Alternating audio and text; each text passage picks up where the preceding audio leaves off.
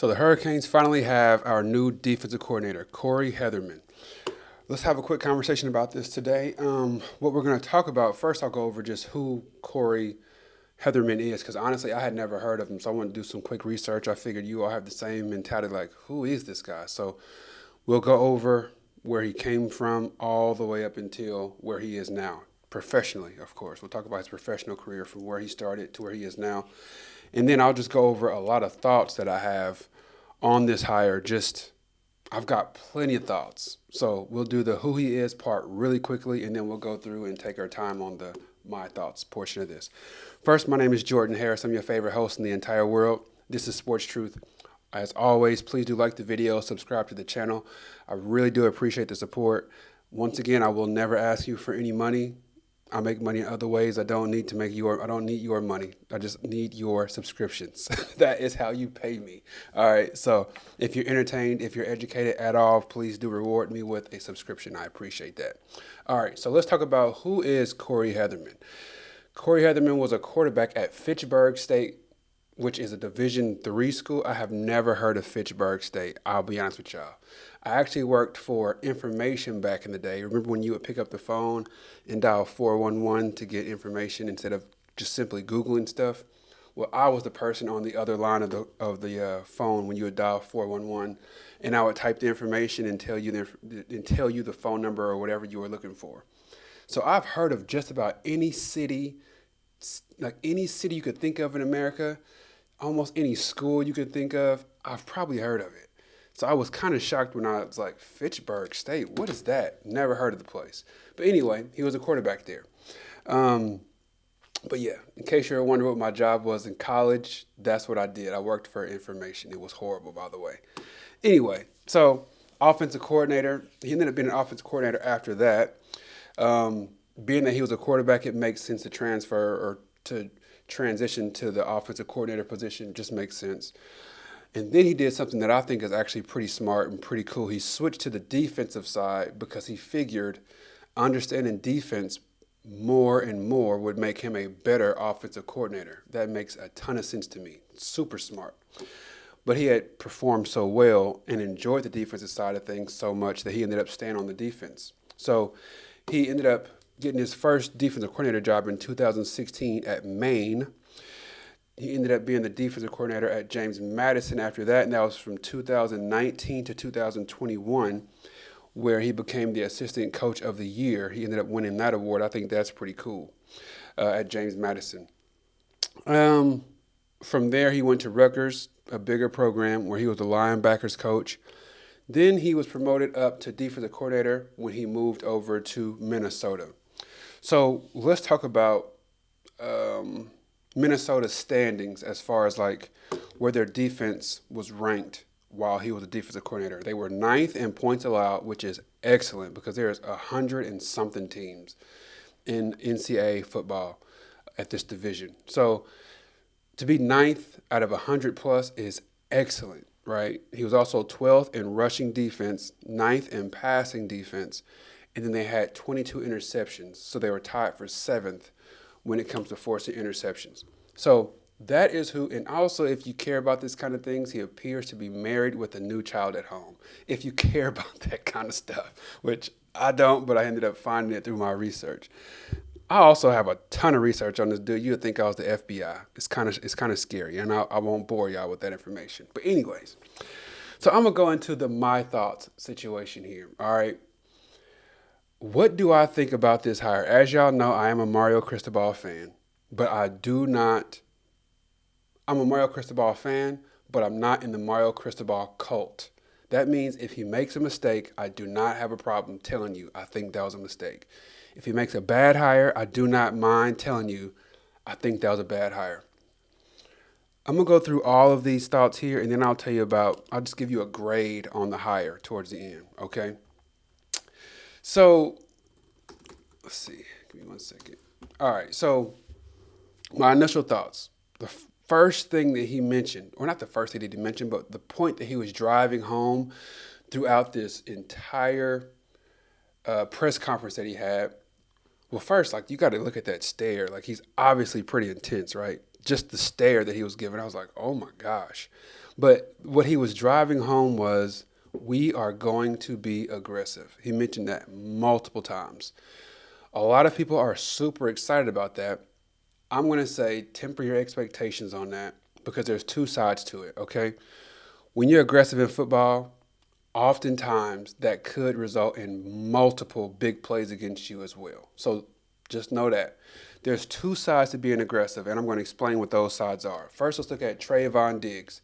He's super ultra aggressive as a cornerback for the Cowboys. Dallas Cowboys. Super aggressive. He led the league in interceptions. He actually tied the record for interceptions in one season. And people were giving him all kind of kudos for that, said he should have been the defensive player of the year because he got so many interceptions.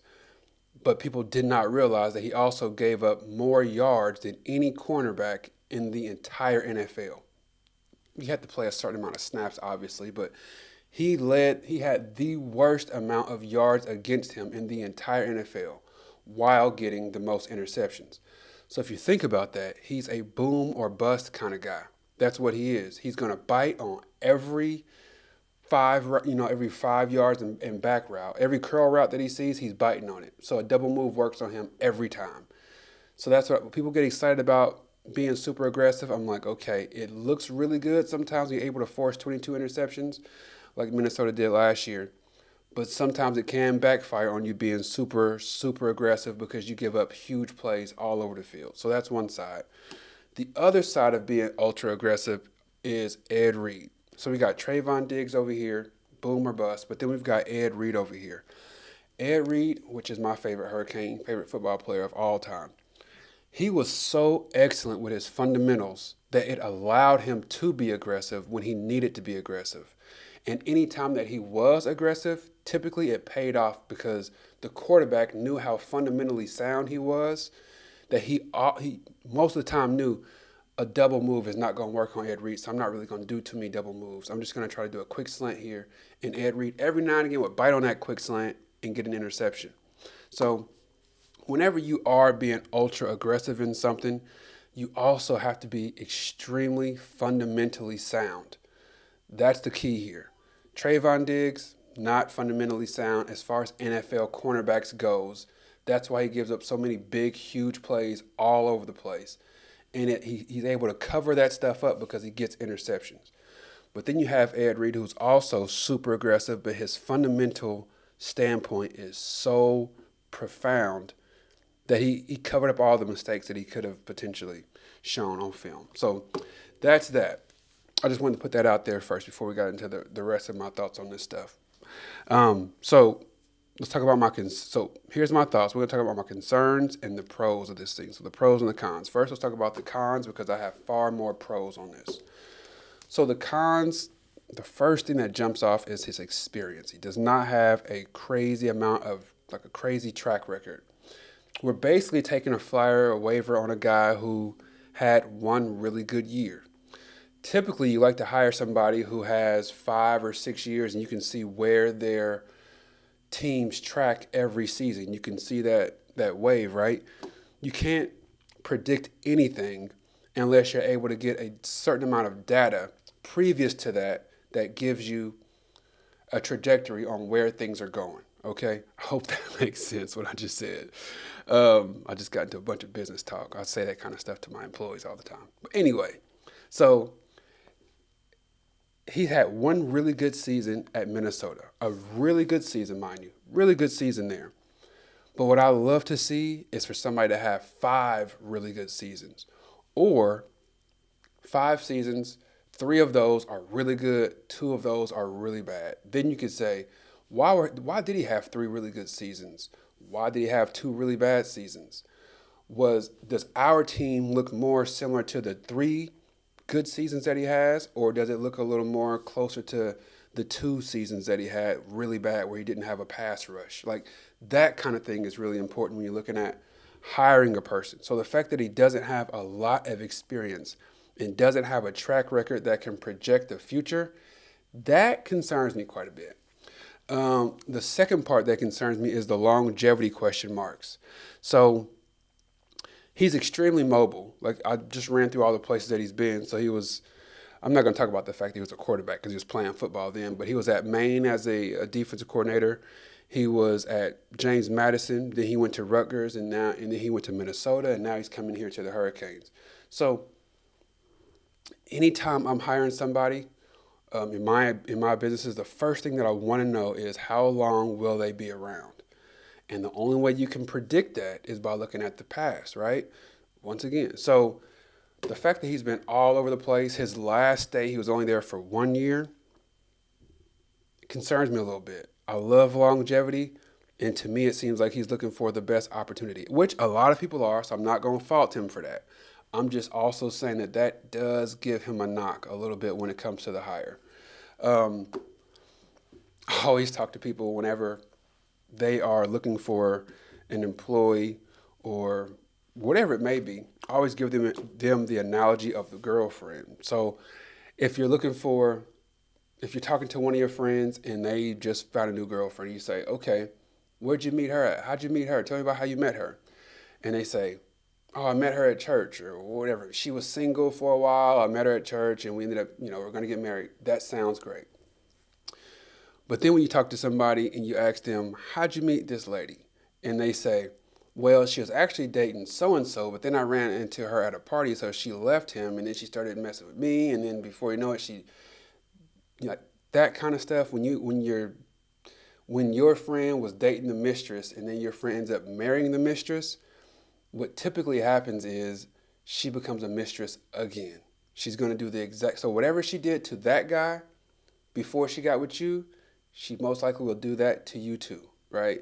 So basically what I'm saying is for him to have just gotten an extension at Minnesota and then give them peace out, I'm going to Miami, he will do the exact same thing to us. So if he does up and go to Alabama or Georgia or Michigan or something like that in the next year or two, just don't be surprised, because the way that you get the girl often is the way that the girl leaves you.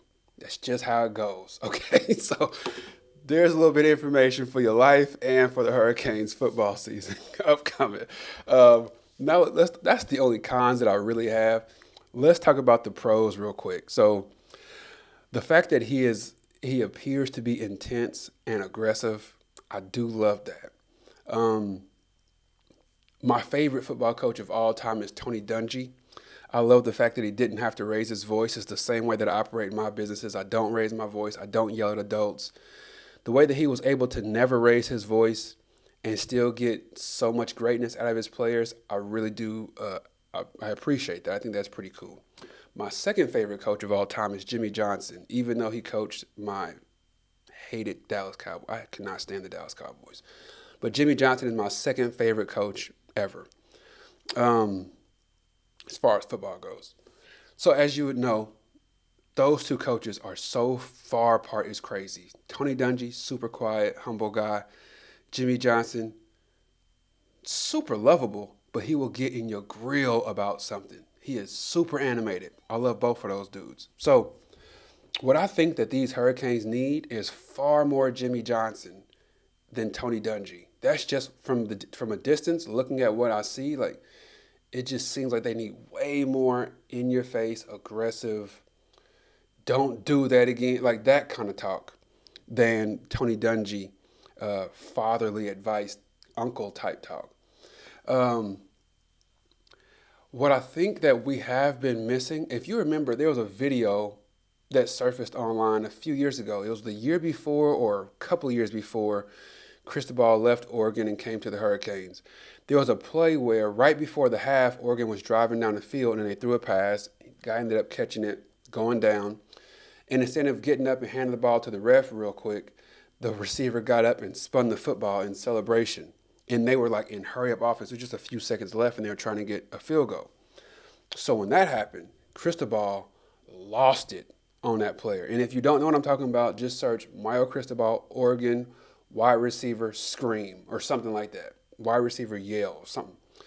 But I often wonder, like, where is that Mario Cristobal? As much as I am a fan of his, I don't know where that guy went, and I believe we need more of that, of a coach who will get in your grill in front of everybody, in front of the national cameras, to get his point across that that's not how we operate. That's not how we're going to win football games. I think we need far more of that. And I know it's a little more difficult to do that whenever your players can just up and leave in the offseason because they're butthurt about the fact that they got yelled at on national television. I understand that, but I do think that we need more of that. Like we saw Nick Saban would go nuts on players. Maybe that's why he quit. You know what I'm saying? But I just think we need more of that, man. More tough love. It just seems like it's missing. And it seems like this guy, just from his press conference, he might bring a little bit of that. Next pro is whenever I'm hiring somebody or whenever I'm looking at my team about to hire a position coach or whatever it may be, one of the things that I'm looking at so let's talk about this coach. Was Minnesota's success, was it based on you or was it based on something else?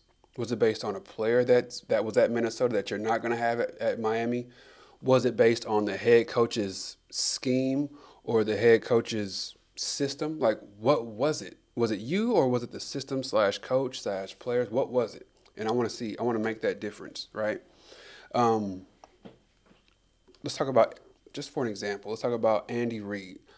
So Andy Reid, I'm not even going to mention who the offensive coordinator was, but Andy Reid had an offensive coordinator for the Chiefs for years, and he continued to interview for a head coaching job, and people are like, no thanks, no thanks, no thanks.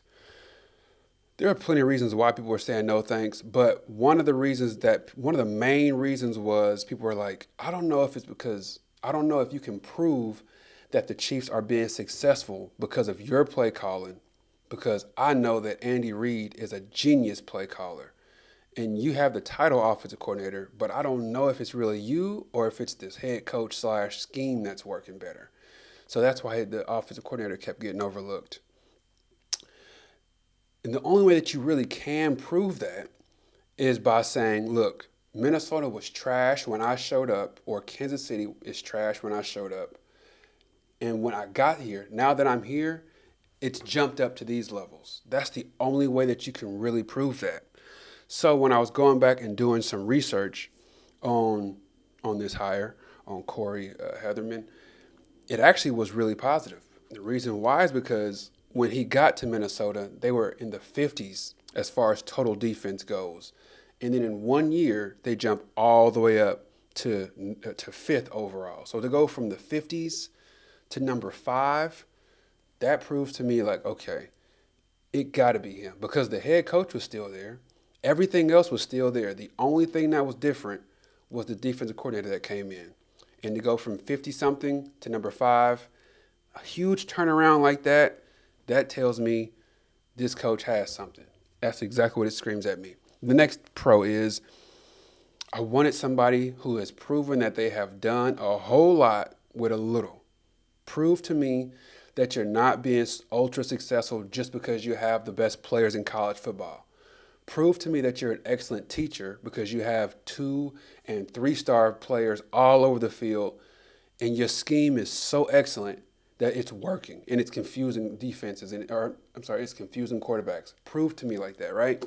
So when you look at Minnesota, I always look at the talent composition or composite, and I know some people don't love that, but whatever. It just basically compiles how many 5-star, 4-star, 3 stars. It adds up all of those stars, and it tells you who has the most. Basically, it says like who has the most talent out of high school. Alabama is number 1. Miami is number 14. And Minnesota was down to 45th. So this past season, Minnesota was 45th as far as how much talent they have from high school on their roster, how many stars they have. And to perform at number 5 in the Big Ten is excellent. Gotta appreciate that. The next pro is the fact that he's coming from the Big Ten. I've told y'all before, and I will continue to say, the Big Ten is going to go on a similar run that the SEC went on these last 15 or 20 years or so. Remember how we would see either Georgia or Auburn or Alabama, like one of those teams seem to win every year? I think the Big Ten is going to do that for the next 15 or 20 years. I think the Big Ten is the new SEC. Just like we saw in the NBA, we see in the early 90s, you had to have a big man. You had to have a really efficient big man who could block shots and score points in the paint. That's what you needed in the early 90s and all through the 80s.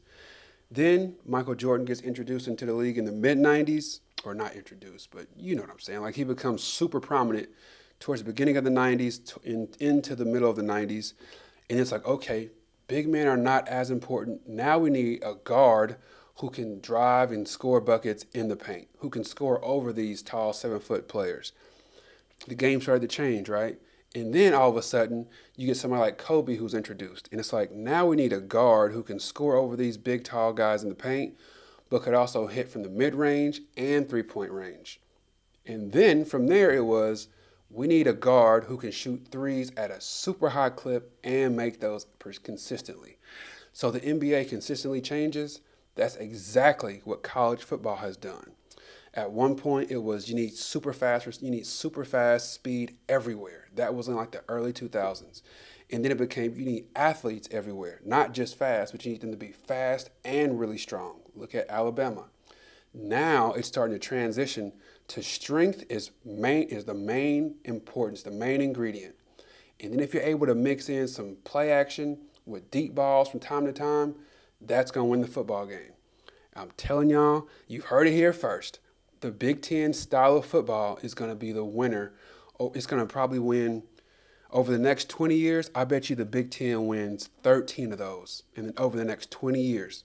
I'm just going to say that. All right. So the fact that he's coming from the Big Ten, which is also a conference that we have not performed well against over these last 15 years, I think that is extremely important.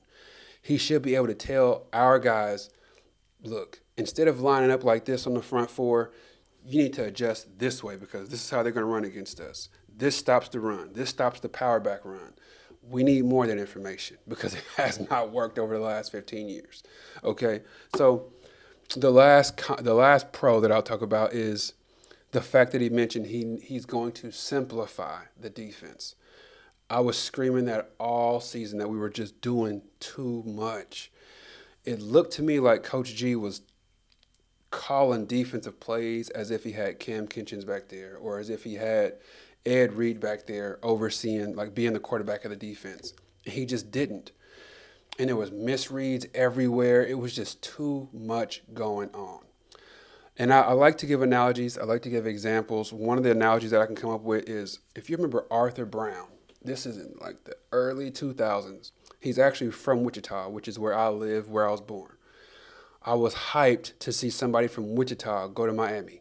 I was hurt to see that it did not work out. Hated to see it didn't work out. But part of the problem there that was told was Arthur Brown could not figure out the defense. He could not learn the defense that Miami was teaching. He could not understand the playbook. They just kept on saying that. Then he transferred to K-State and just ran around like his hair was on fire. Played outstanding.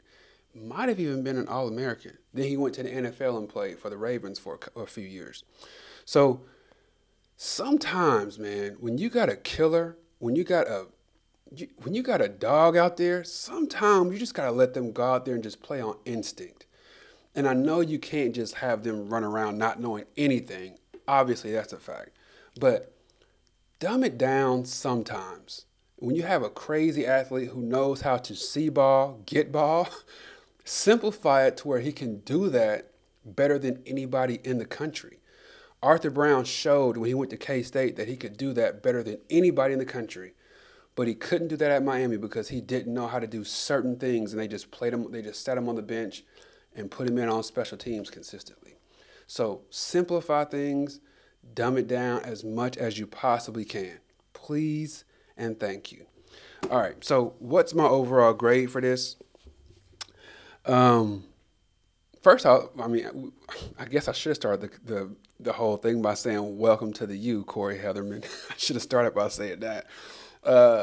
I don't want to give like a big fat F on this. That would not be the greatest welcome, right? Um, I do think that this is like a C plus, B minus higher. That's where my mindset is on this. I would have preferred somebody who was a little more experienced, somebody who's a little more proven, maybe somebody who's been a defensive coordinator for multiple years at multiple schools. Like, say if somebody was like offense or somebody was defensive coordinator for 3 years at Florida, and then they went to SMU and was defensive coordinator for 5 years. Like someone who has that kind of track record at a high level. I would have really loved to see something like that. But I would say, yeah, that's where my grade is on this. I do love like I said earlier, I love the fact that he's from the Big Ten. I love the fact that he's interested in simplifying things. I love the fact that he's been able to do a lot with a little, meaning the talent on his team is not just a bunch of 5 stars running around doing things. He's got 2 and 3 star players who are performing really well. I think that's super important because it shows he's a teacher. Um, yeah, and then like he seems intense. And my concern, like I said earlier, the experience and the fact that he doesn't have a lot of longevity in the previous places he's been at. But that's just my thoughts on it. Let me know y'all's thoughts. Are you super excited?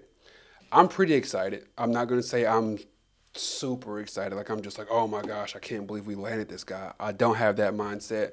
I also don't have the mindset of what the heck is Mario Cristobal doing. I don't have either one of those mindsets. I'm somewhere in the middle, leaning towards being super excited about him being there. All right, so that's my thoughts on it. Please do like the video, subscribe to the channel. You could be anywhere in the world, but you're here with me, and I truly appreciate that. So take care. God bless. Peace.